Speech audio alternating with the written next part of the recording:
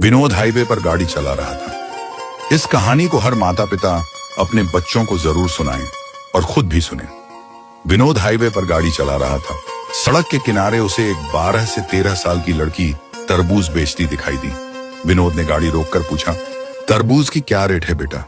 लड़की बोली, 50 रुपए का एक तरबूज है। साहब, पीछे की सीट पर बैठी विनोद की पत्नी बोली, इतना महंगा तरबूज नहीं लेना जी, चलो यहां से। विनोद बोला, महंगा कहाँ है, इसके पास जितने तरबूज हैं कोई भी 5 किलो के कम का नहीं होगा। 50 रुपए का एक दे रही है तो 10 रुपए किलो पड़ेगा। हमें बाजार से तो तू 20 रुपए किलो भी ले आती है। विनोद की पत्नी ने कहा, तुम रुको, मुझे मोल भाव करने दो। फिर वह लड़की से बोली, 30 रुपए का एक देना है तो 2 वरना रहने दो।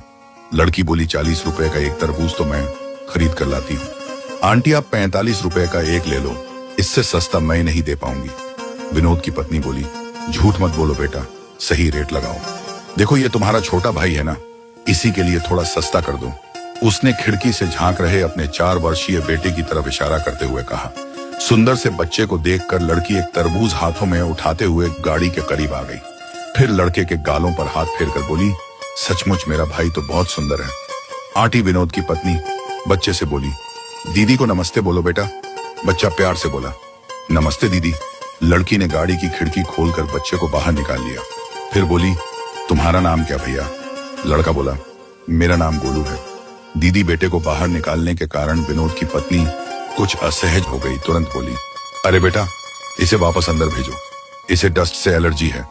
लड़की उसकी आवाज पर ध्यान न देते हुए लड़के से बोली, तू तो सचमुच गोल मटोल है रे भाई, तरबूज खाएगा? लड़के ने हाँ में गर्दन हिलाई तो लड़की ने तरबूज उसके हाथों में थमा दिया। 5 किलो का तरबूज गोलू नहीं संभाल पाया।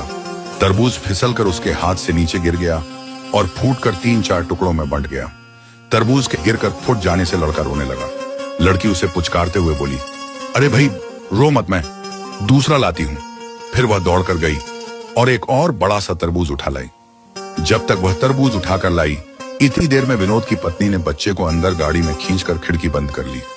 लड़की खुले हुए शीशे से तरबूज अंदर देते हुए बोली, ले भाई, ये बहुत मीठा निकलेगा। विनोद चुपचाप बैठा लड़की की हरकतें देख रहा था। विनोद की पत्नी बोली, जो तरबूज फूटा है मैं उसके पैसे नहीं दूंगी, वह तुम्हारी गलती से फूटा है। लड़की मुस्कुराते हुए बोली, उसको छोड़ो आंटी, आप इस तरबूज के पैसे भी मत देना, ये मैंने अपने भाई के लिए दिया है। इतना सुनते ही विनोद और उसकी पत्नी दोनों एक साथ चौंक पड़े।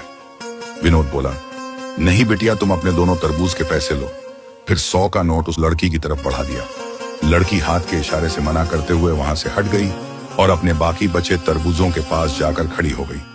विनोद ने गुस्से से अपनी पत्नी को देखते हुए कहा, तू अपनी आदतों से बाज नहीं आएगी।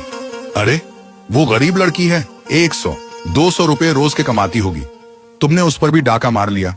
विनोद की पत्नी झेंपते हुए बोली, अरे मैं तो मजाक कर रही थी, मुझे क्या पता नाराज हो जाएगी। लाइए पैसे मुझे दीजिए, मैं देकर आती हूँ। फिर वह 100 रुपए का नोट लेकर लड़की के पास गई और बोली, बेटा मैं तो मजाक कर रही थी, तुम तो नाराज हो गई, लो अपने पैसे लो।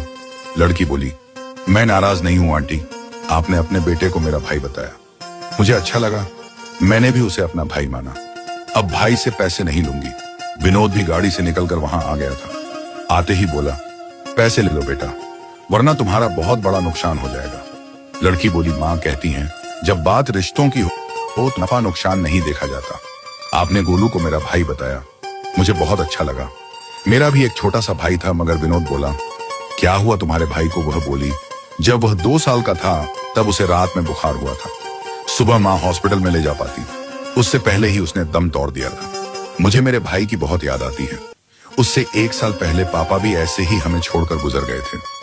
विनोद की पत्नी बोली, ले बिटिया अपने पैसे ले ले। लड़की बोली, पैसे नहीं लूंगी आंटी।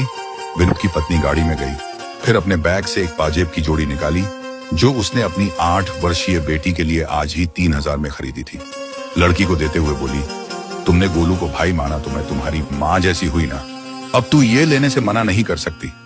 लड़की ने हाथ नहीं बढ़ाया तो उसने जबरदस्ती लड़की की गोद में पाजेब रखते हुए कहा, रख ले, जब भी पहनेगी तुझे हम सब की याद आएगी। इतना कहकर वह वापस गाड़ी में जाकर बैठ गई। फिर विनोद ने गाड़ी स्टार्ट की और लड़की को बाय बोलते हुए वे चले पड़े। विनोद गाड़ी चलाते हुए सोच रहा था कि भावुकता भी क्या चीज है।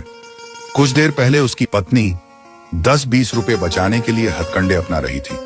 कुछ देर में ही इतनी बदल गई जो 3000 की पाजेब दे आई। फिर अचानक विनोद को लड़की की एक बात याद आई। रिश्तों में नफा नुकसान नहीं देखा जाता। विनोद का प्रॉपर्टी के विवाद को लेकर अपने ही बड़े भाई से कोर्ट में मुकदमा चल रहा था। उसने तुरंत अपने बड़े भाई को फोन मिलाया। फोन उठाते ही बोला, भैया मैं विनोद बोल रहा हूँ भाई। बोला, फोन क्यों किया? विनोद बोला, भैया आप वो मैन मार्केट वाली दुकान ले लो, मेरे लिए मंडी वाली छोड़ दो, और वो बड़े वाला प्लॉट भी आप ले लो, मैं छोटे वाला ले लूंगा। मैं कल ही मुकदमा वापस ले रहा हूँ। सामने से काफी देर तक आवाज नहीं आई। फिर उसके बड़े भाई ने कहा, इससे तो तुम्हें बहुत नुकसान हो जाएगा। छोटे विनोद बोला, भैया आज मुझे समझ में आ गया है, रिश्तों में नफा नुकसान नहीं देखा जाता, एक दूसरे की खुशी देखी जाती है। उधर से फिर खामोशी छा गई। फिर विनोद को बड़े भाई की रोने की आवाज सुनाई दी। विनोद बोला, रो रहे हो क्या भैया? बड़ा भाई बोला, इतने प्यार से पहले बात करता तो सब कुछ मैं तुझे दे देता रे। अब घर आ जा, दोनों प्रेम से बैठकर बंटवारा करेंगे। इतनी बड़ी कड़वाहट कुछ मीठे बोल बोलते ही न जाने कहां चली गई थी। कल जो एक एक इंच जमीन के लिए लड़ रहे थे, वे आज भाई को सब कुछ देने के लिए तैयार हो गए थे। कहानी का मोरल त्याग की भावना रखिए। अगर हमेशा देने को तत्पर रहोगे तो लेने वाले का भी हृदय परिवर्तन हो जाएगा। याद रखें, रिश्तों में नफा नुकसान नहीं देखा जाता। अपनों को करीब रखने के लिए अपना हक भी छोड़ना पड़ता है।